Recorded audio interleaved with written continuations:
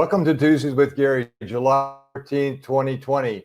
And today we're going to talk some more about real estate. And in particular, we're going to talk about investment opportunities and how you can be a good investor in today's real estate market. I have an opportunity today to have a very special guest with me. It's a friend of mine for many years, Eric Wilner. Eric Wilner has a couple of different certifications, but in addition to being a superb investment realtor himself, he has the longest running radio talk show in the state of Florida, and he's filled with knowledge, and he has all kinds of systems in place to help make real estate investors successful. Without further ado, let me introduce Eric Wilner. Hey, Gary, how are you? Hey, Eric, how are you doing? How are you doing today? Excellent. Doing what we can do in today's marketplace. Trying to help. So how are you doing with COVID, and how's that affecting your business? Excellent, to be quite honest, and probably different than a lot of people like to share. I'm actually doing very well. The business here as a radio show talk host, we're about as safe and removed as you can be, and we're out there reaching more people virtually. The neat thing about what's going on in the marketplace now is people have learned a lot more technology. People are a lot more comfortable doing things long distance, even though, a lot of what we do is very physical when it comes to real estate in nature. It's amazing. So people have asked me, like, isn't it counterintuitive that the real estate market is so hot right now? And my response to them is, well, it does kind of at first blush seem like it's counterintuitive, but the technology has pushed us into the future. So clients are very much accustomed to doing a virtual tour. They're very much accustomed to doing Skype or any type of FaceTime activity. They're very accustomed to signing documents and waiting till the walkthrough right before the closing to actually close on their deal. It's been an interesting experience, and the technology has definitely helped us. Yeah, and I think it's sort of pulled people forward that if you stop for a moment and think about it, we're doing things that the technology's been there for a while. There's been some resistance. There's been resistance to people working or even bosses and companies letting people work from home. And now that they were forced into it, they're realizing, you know what? It actually works. It actually works. It's a lot safer and it's a lot more fun. And I comment sometimes to my friends. I said, well, I've gone from 4 different meetings in one day, each using Zoom or StreamYard or some device. And I'm exhausted. And I said, my biggest traverse is from my kitchen to my office, to my bedroom, to my bathroom. That's my entire day. But I want to get started. We call it the corporate cafeteria. The corporate cafeteria. My corporate cafeteria needs a lockbox on the refrigerator. I hear you. So Eric, I want to just get started now. And I've seen your successes. I've seen how you've made people a lot of money. And I'd like for you to, if you don't mind, share some of those insights. How does someone really get started as an investor in real estate? And is it a nightmare to be involved, or can they do it as a hands-off experience? Here's the neat thing, maybe also counterintuitive. In addition to being the host of the real estate show, I wrote a book. I created a course called the Automatic Landlord. And it was really centered around the whole concept that, whenever I would sit and talk to people, speak in front of a group, I always like to poll the group and it says, how many of you out there believe that real estate is a great investment? And invariably, if not 99, almost 100% of the hands would go up. Everybody, I think, agrees that real estate is a great investment. So then I asked the next question, besides your personal home, how many of you have investment real estate? And then all of a sudden, about 2/3 of the hands go down, or maybe 1/3 of the hands stay up. And now I always ask them, why do you think that if 100% of you believe that real estate is a good investment, why don't you have real estate as an investment? And I get the typical first reaction is it's because of the money, or it's because of the financing and credit and all those things. And to be honest, especially if you recall before the 2007 and 2008 bubble, if you could fog a mirror, you could basically buy real estate. And today, even with any of those obstacles, anybody really can buy real estate. The real obstacle behind why more people don't own real estate is the fear of what they don't know.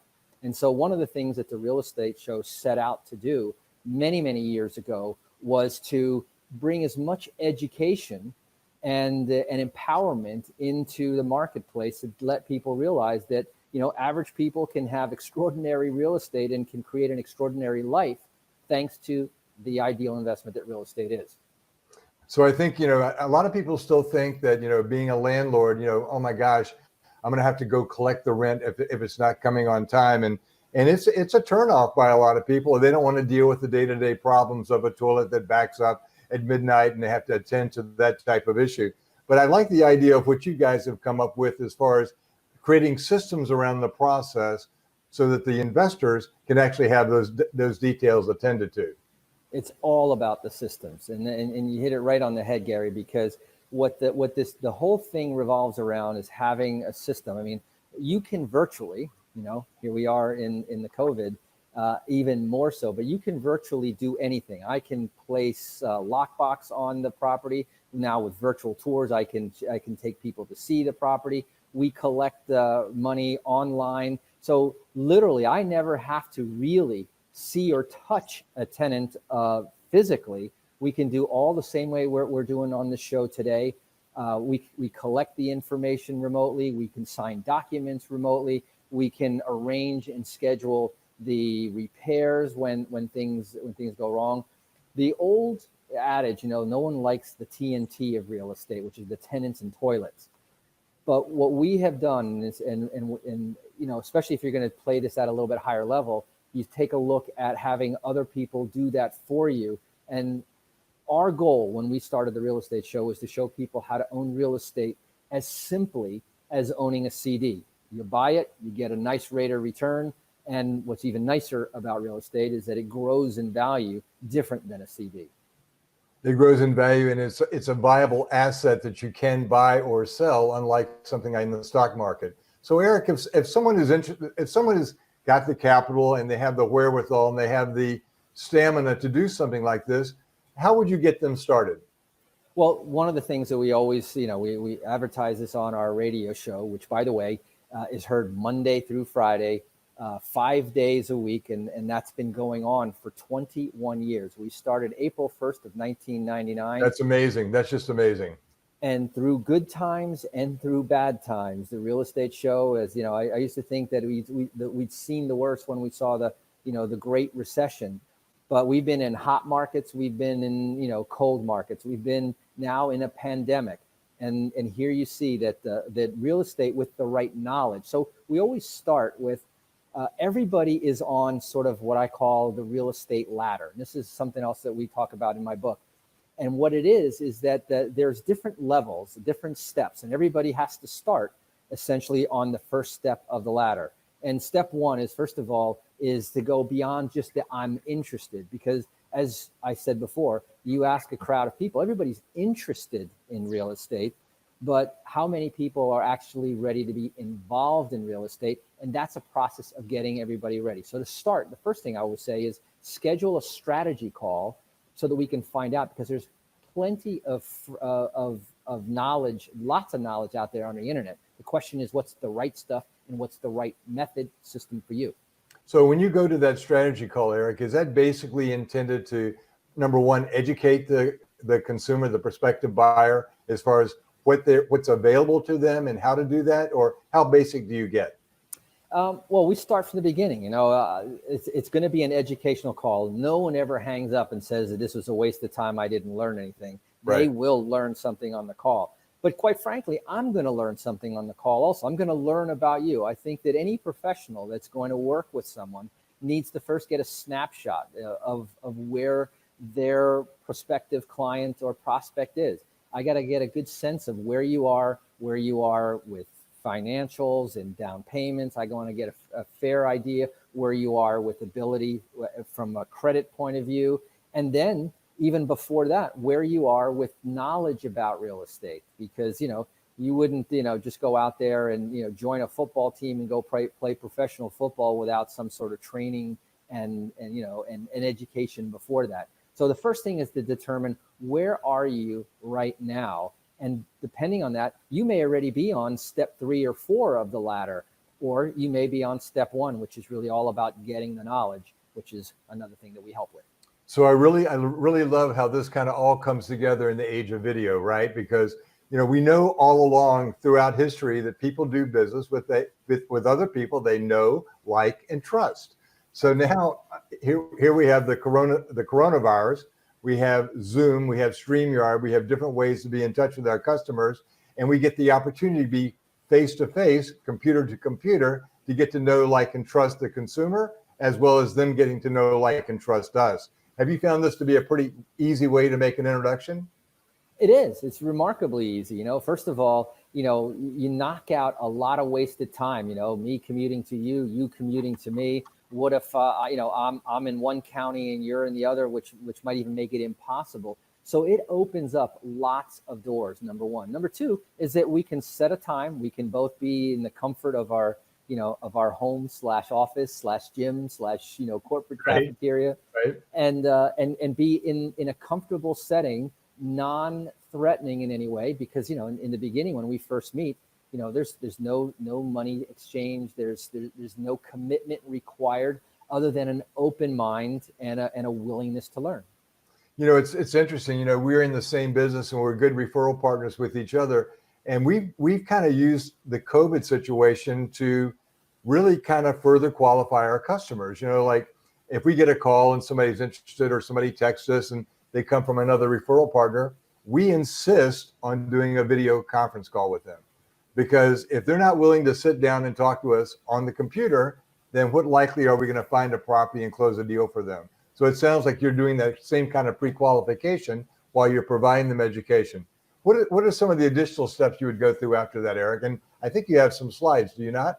Yeah. If you want to bring them up, we can touch on some of those. So it all really starts, and when I kind of came up with this concept about the real estate ladder, and there's just a review, by the way, and maybe it's a shameless plug for the real estate show, but the real estate show is sort of my answer to all these $40,000-$50,000 coaching programs where they keep teasing you with no information. Here's an opportunity for you to come and listen, check it out, get to know, see if you know, like, and trust the source of the information. And there's lots of different ways. We started out originally on this little AM station, broadcast out of Boca Raton, and it was covering, Broward and Palm Beach, and then it expanded to Miami. Then eventually we added 3 more FM stations: 96.9 FM, 95.3 FM, and 103.9 FM. And then came the world of streaming, not video streaming yet, but it was audio streaming. And so, and today you have things like iHeartRadio, radio.com, TuneIn, Right. all these free apps. Right, So right. you literally, our radio show has no longer been bound by the borders of the physical radio waves. We're heard, and we have listeners, regular listeners, all over the world: Canada, South America, Europe, and in the Orient as well.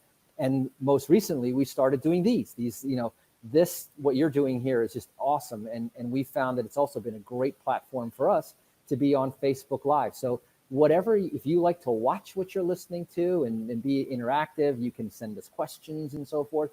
It's really cool. So that was that first slide. We're trying to be as accessible and available to as many people as possible to first find out if they're on step 1 of the real estate ladder, which is, are you interested? But usually people come in and say, I'm interested, but I don't know. In fact, what they don't know is what they don't know. And a lot of times we have to realize that there's, what we don't know, and then to separate what we need to know up front. And those are the things. Yeah, go ahead. So it sounds like you've got a nice syndication going. So your show is now being broadcast not just in Southeast Florida, but you're really in a lot of markets throughout the United States. And I imagine the problems or the challenges are just about the same in any kind of market. And let's talk about that for a second. So right now in our market, my market is Northeast Fort Lauderdale, Broward County. We have a scarcity of inventory. How do you address that with your investors? What's the best tactic for them to take to, number one, identify the properties that maybe are not quite listed on the market yet, or may have an opportunity to go to that buyer before a realtor gets to them to actually purchase the property? Yeah, it is. It is a race. It's not only a race against time, but it is a race against the realtors. But here's an interesting little statistics, and I know, Gary, you're really good about drilling down the numbers. The average person, the statistic over the years has been that people stay in their home approximately 7 years. That's just an average figure. Yeah, for sure. If you convert that to a statistic, that means that about 14% of the marketplace, in somebody every 7 years, about 14% of the marketplace is in flux right now as we speak. They're either buying, selling, in the process of getting ready to buy and sell. They're transferring titles, without even being in the marketplace, through foreclosures, estates, and things like that. So the last time that I looked, only about 2.5 to 3% of the marketplace is on the MLS.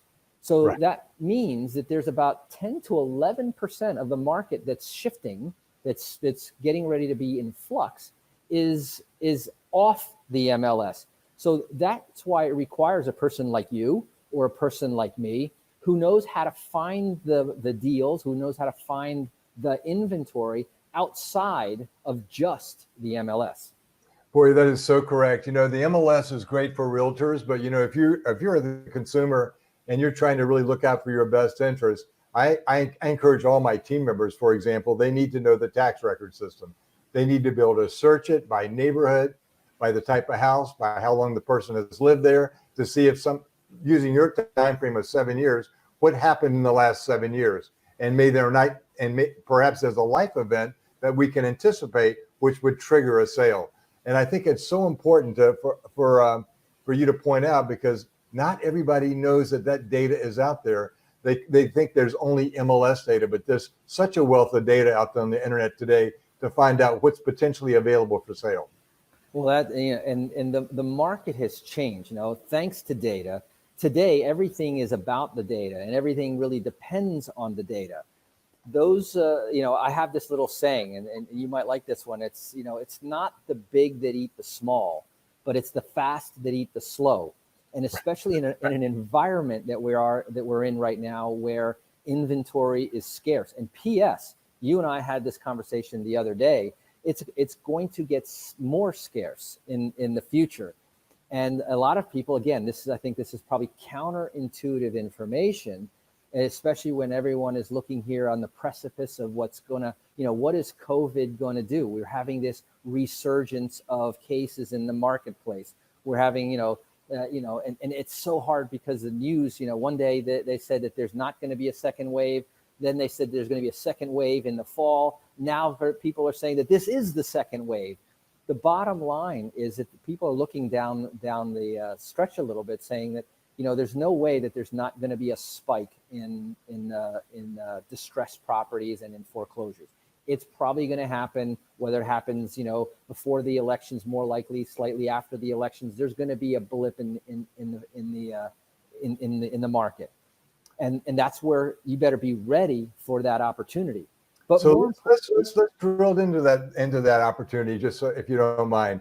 Mm-hmm. So in 2007, 2008, when the market capped out, and we had a loss of equity in the value of our homes, and that created the vehicle of short sales, right? And short sales were essentially where the bank was agreeing to sell a property at less than the loan value on that property. Well, the banks got smart now, right? So they created better underwriting criteria. There were more stringent credit score requirements. You had to have a job, not just a pulse and fog. You had to be able to prove the income. It wasn't just tell somebody your income. Right. And so now we've got the banks, they've kind of gotten their act together. There's equity in the product that they're living in, but we have another thing going on. And whether it is COVID related, we have at least 40 million people that are unemployed right now. So I don't think, we'll be looking at a short sale environment, term short sale, but I think I like your term of distressed property. There are going to be people in situations where they can't make the mortgage payment or they can't do the extra things. And sometimes that second house is an investment property that they actually need to sell. Yeah, and I think that's where you're going to see a lot of the stabilization in the marketplace is on the investment properties, because if you think about what just happened, and in fact we're in the middle of it right now, we have about 4 to 5 million homes that went into what's called forbearance, and homeowners, which are a little bit more financially educated than renters in this sense. Anyone who went through the bubble in 2007, 2008, and they either applied for modifications or short sales or foreclosure, even there were a lot of forbearances back then. And what everyone who ever was in a forbearance before knows is that this is not forgiveness of debt. This is simply a deferral of debt. You're still going to owe the money. Delay it, right? Yeah. And tenants, this is their first time up at bat in that respect. And when they hear the moratorium that you don't have to make a rent payment and the landlord doesn't have to make a mortgage payment, what they many times don't understand is that the landlord knows that he's going to have to make. So he's also counting on you that you're going to help him to pay back those arrearages. Well, here's an interesting thing. Number one, the tenants don't really understand that, and they're going to be shocked and maybe even offended that they have to pay back the amount that they didn't pay. But worse than that, and this is from 20 plus years in the property management business, is that when a tenant gets to about their third month behind, now they would have to come up with 3 months. Well, that's the same as going and finding someplace new. If the forbearance lasts more than 3 months, you're going to see a lot of tenants say, I'm not going to come up with 6 months of back payments. I can come up with 3, but I'll just move.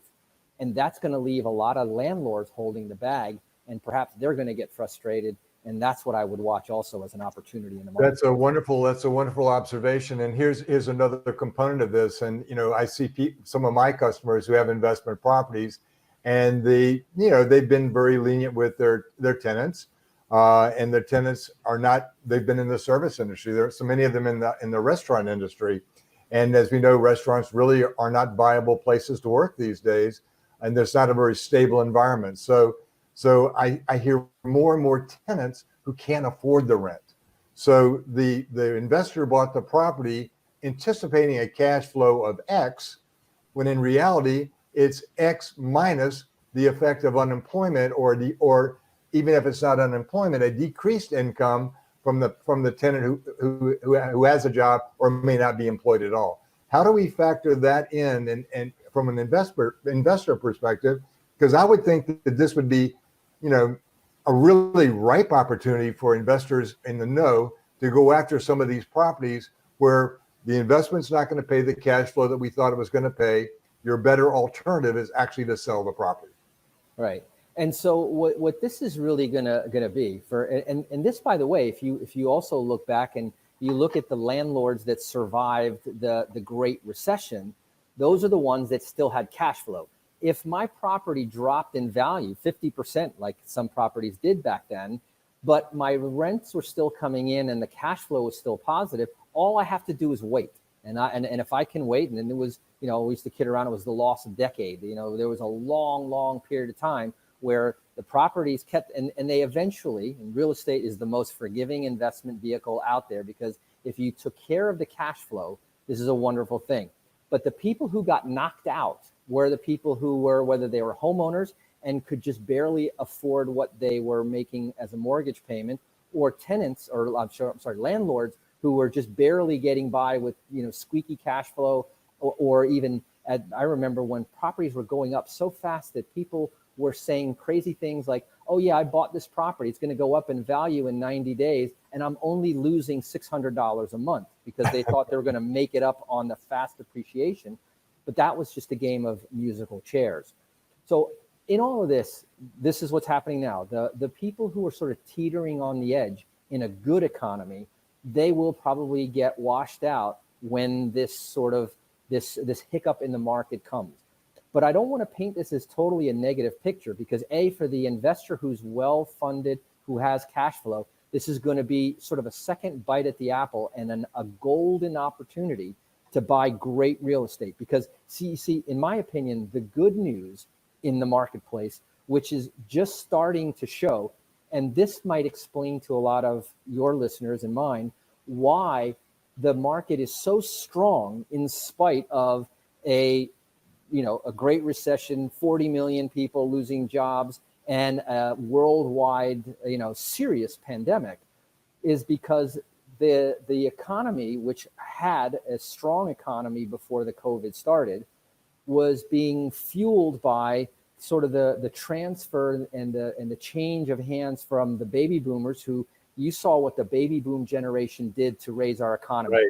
Right. It was tremendous. In every industry that the baby boomers, as they progressed in their lives, just boom, from the automobile industry to the health industry to the real estate industry. And almost always brick and mortar type of applications. And all of a sudden now, nobody wants to go to the office to work. Nobody wants to go to the factory to work. Nobody wants to go to the meat processing plants. So we see a different kind of worker out there. And I think what you're leading up to is probably millennial. Yes, and you're exactly right, Gary. The millennial generation, which is even larger in numbers than the baby boom generation, they're just starting to get into their peak and higher earning years. So what's going to happen is that we're going to go through whatever the smoothing out of what has to happen.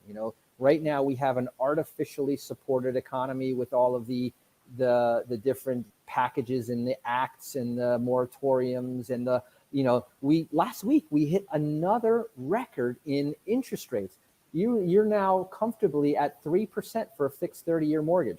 When should you? Unbelievable. I never thought, when I first started out in this business, I never thought that would ever, if someone told me that, 20 years from now, Eric, you're going to see 3% interest rates. When I started out in the business, they were at 7-8%. I saw them get as high as 11%. And then to where we are today. Here's my recommendation. If you can qualify for a mortgage, go do it. Lock in that money for 30 years, because between all of these incentives and all the taxes, the taxes are going to go up. That interest rates are eventually going to go up. And for you to lock in money at 3%, you can only do better. And that's more good news for the future. That's more good news for sure. And it's, you're right. I mean, we've had this kind of cocoon around in the real estate industry. We've had the forbearance. We've had the almost mandated lower interest rates to try to keep the economy moving. And now we're seeing those forbearance programs expire, and what's going to happen in the market, and what type of opportunity does that present to the savvy investor? And there's a lot of opportunity there. Number one, and sort of take one little step further back, because you were saying this market is not going to be 2008 all over again. Not at all. Number one, the banks are way more smarter and way more equipped this time around, between technology, and there is a ton of investor money. You have these big, hedge funds and real estate buying funds that are just sitting on the sideline waiting for the opportunity. The lenders now understand the system. The courts are now much more prepared. And remember, for the last 10 years, it was very difficult to get a mortgage. You're dealing now with a much stronger buyer pool. So you're not going to see that avalanche, I hear some people talking about this tsunami of foreclosures coming. And I don't know that it's going to be that big of a tsunami. I mean, there's going to be some rough waves, but not a tsunami. There's going to be some financial distress, but I don't think it's going to be a wave or just dominoes falling left and right. I agree with you for sure. So tell us more about your process. So you've done your consult with your customer. You're sitting down with them. They're eager to pull the trigger. What's the next? How do you go about the next steps with your customer? Yes, if we go to there's one of the slides that I have, I think is a great illustration. And, again, it comes back to the process is first to determine where you are on the ladder. And so, one real quick thing, and I'll take a little tangent there. That was good. That frame that you had there. I often tell people, and this is for any of the few of you out there that might still be unsung as to real estate. I always talk about real estate is the ideal investment. And P.S. in an inflationary market, which is coming, in a turbulent market, you want to have hard assets, which is why people flee to real estate, which is why people flee to gold, and hard assets that won't, that there's a scarcity to them. There's only so much real estate out there. The population is growing every single day, and now the population that has money is growing every single day with the advent of the millennials. But now back to the conversation about the steps, which is towards the end of that slide deck that I had sent, and what it really tells you. So there, I talk about the ideal investment, and I want people to remember that it's an ideal investment. Break it down and use the word ideal as an acronym to help you remember. Number one, income. Real estate provides real cash flow income deposited monthly into your account, and if you do it right, you have positive cash flow. But it's not theoretical coupons that I can clip in the future or future it's real income, and that's very important. I told you before that cash flow is king in the investment world. The D in ideal stands for the depreciation and all of the other tax. There's no other investment vehicle, period, bar none, no asterisk, small print, or exception. There's no other investment vehicle out there that has as many tax favors or advantages in the IRS tax code as real estate does. And they're telling you something. Every person in Congress, every person of wealth and history has owned real estate. There's a lesson and a message there. The equity is an interesting one. The E in the word ideal. The equity buildup is very interesting. There's two, what I call passive equity buildup, which is, for example, the systematic pay down of your mortgage. Every month I make a mortgage payment, a little bit of principal goes down and it lowers my value. And even in a flat market, I'm going to grow equity. The active is I can improve the real estate. I can upgrade it, update it, I can expand it, and I can force equity into a property. In fact, we're going to see properties that are going to need some of that injection to bring it back up to its market value. So equity buildup is another great advantage of real estate, that you can actually create equity where there wasn't any. Appreciation, I call that the icing on the cake. But if you have a medium to long term, not just buy it and flip it overnight, but if you hold on the property, like I said, the good news is still coming down the line, and you're going to see real estate appreciate a lot more, even from where you see it today. And finally, the L in ideal is the leverage. It's the turbo effect. It's the ability to control a large asset with a relatively small amount of money. So I know that's the whole premise of those 1031 exchanges. When you sit down with those customers, do you actually bring up that idea of, especially a young person, of what a great opportunity to start leveraging a small investment in their 20s or early 30s, so that by the time they're my age, for example, they'll be wealthy with real estate and never have to worry about a real estate need at all. They retire and their tax rate goes down, and they can then pay the taxes that they owe. Yeah. In fact, we won't have time to go into this concept, which I do go in with our investors and the people who call for the strategy session. But what I came up with a long time ago is what I call the 22-year-old guaranteed millionaire program. Okay. And really it's very simple. And basically, instead, when you graduate college, if we were to educate our youth, and I think this is where we're missing the ball in many cases, if we were to educate every college graduate, regardless of I might only be in this town for a year or two, if we encourage every college graduate and every high school graduate for that matter to buy their first home. Remember, if they're going to go out and take a place, they're going to put first, last, and security. Well, you know how to get financing with as little as 3%, which is the equivalent. So it's the same thing. Right. And if they were to buy one house, and I have this done out mathematically, but if they were to buy one house every 5 years, in other words, they have 5 years to save up another 3%, and who can't do that? Right. That if they did that over the course of a 40-year career, remember, by the 30th year, if they every time they buy a new house every 5 years, they move to the next house and rent out the last one. And that house becomes a rental property. But by the 30th year, the first house is now paid for. Paid for. Totally paid for. Every 5 years, another house is popping off. And that's assuming you pay no extra towards your principal down the road. Right. This is cool because what it says is, I don't care whether you want to be a school teacher, whether you want to be a fireman, a policeman. You don't have to worry about the money, because if you were to follow this plan, over 30 years, you could retire comfortably, financially secure. And P.S., a financially secure community makes a financially secure country. Absolutely, absolutely. And your example is such a good one. I have a customer who was trained as a nuclear physicist, and he went to work for Bechtel Corporation right out of college, right? He hated it. He absolutely hated it. He went into the office and everybody told him what to do, how to dress, what to say in meetings and so forth. And he finally, he gathered up enough money to buy his first piece of real estate. And now it just so happens that he was living in San Francisco, right? Where we've seen compounded rates decade after decade after decade. So now he sits in his 60s with more real estate holdings than he even knows what to do with, to the point where now he becomes the bank. If somebody wants to buy one of his properties, he's the bank, he holds the mortgage, and he's making more than 3% on his mortgages, I can assure you. And that's an ideal situation to be in, no matter what city you're in, to be in that powerful position of controlling your own cash flow that real estate has provided to you.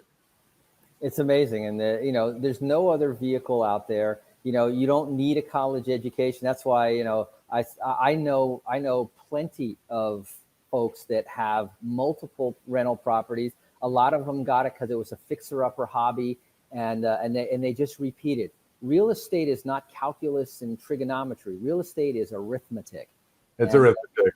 And anybody can do it, and everybody should do it.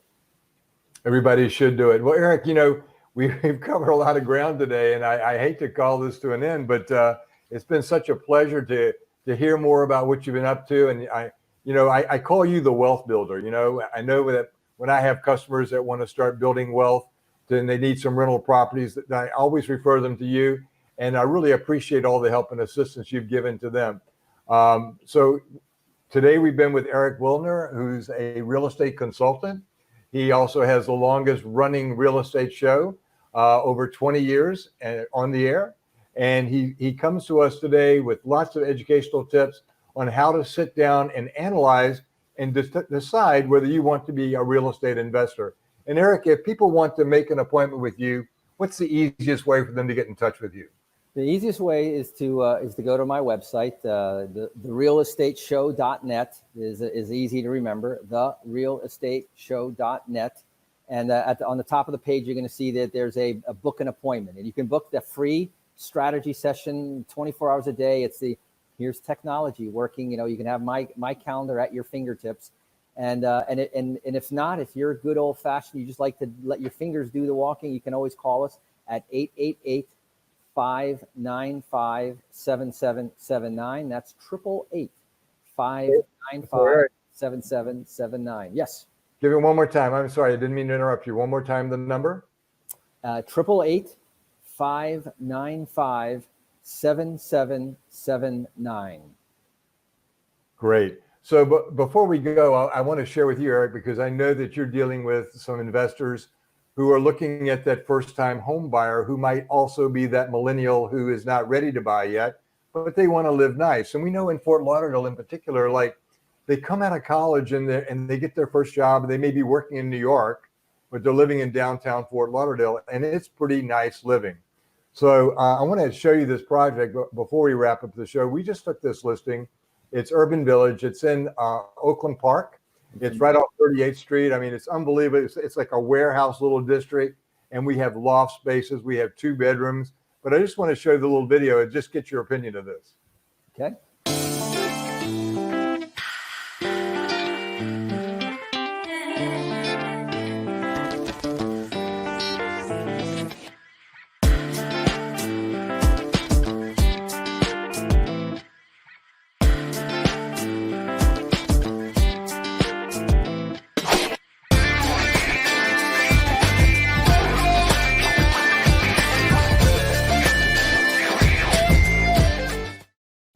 That's new homes from $295, Eric. Can you believe it? I love it. I love it. We were talking about the shortage of inventory, and one of the things, first of all, wonderfully, we've been seeing a lot of new construction coming online. But one of the things that I see that this addresses is a more moderate, affordable price range, because a lot of the builders were building only in the higher ranges, and that's not where the, where the inventory is really short. You've got a property really structured for the right market. It's you're so right. And we see it, we think of new development, we think in Fort Lauderdale, it's $1 million plus, right? And it's going to be location, location, location. But we're properly priced in an up and coming neighborhood, close to everything, east of 95, filled with amenities. I don't know if you had a chance to look at some of the kitchens we have. They're imported.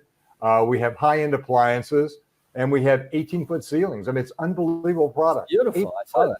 We don't have a ton of amenities, but what we do have is a true work-live space, right? So each unit has been designed so you can have an office. Some units actually have a separate doorway with a hallway so that you don't even have to interact with the living quarters. You could put your signage for your business on your property, have your business there, and live upstairs. It's just an amazing opportunity. Another claim to fame we have, too, is that as more and more of us are single these days, and we rely more on our pets than our spouses, this is really a pet-friendly community, and the developer happens to have a large dog. And so we not only have a dog park on the property, we have a dog run. It's about 50 yards long, and it allows anybody with a non-aggressive large dog to come by and live there and enjoy the amenities that we have. So, Eric, when you have time sometime, I'd love to show you the property. Love to. I think you'd really enjoy it. It's great. So I just want to thank Eric Wilner again for being with us today. He is the man to talk to if you're looking for real estate investments. He will help you at any age get into the real estate market so that you can start building equity based on income, passive and active equity in the properties that you have. Eric, thank you so much for joining us today. I look forward to seeing your show again, and I'm here with us. It's been a pleasure. Thanks, Gary. So as we close out the show, I just want to remind you that next week we have a physician on the show, and we're going to focus a little bit more on the health matters of COVID, and we're going to talk about COVID, and we're going to talk about protecting ourselves from COVID while showing real estate and also while being out in this Florida sun. So we're going to have board-certified dermatologist Dr. Will Richardson as a guest next week, and we look forward to sharing knowledge with you, our viewers. And until then, I'll bid you adieu. I'm Gary Lanham. I'm the team leader of the Gary Lanham Group at Coldwell Banker, Fort Lauderdale Beach office. Thank you.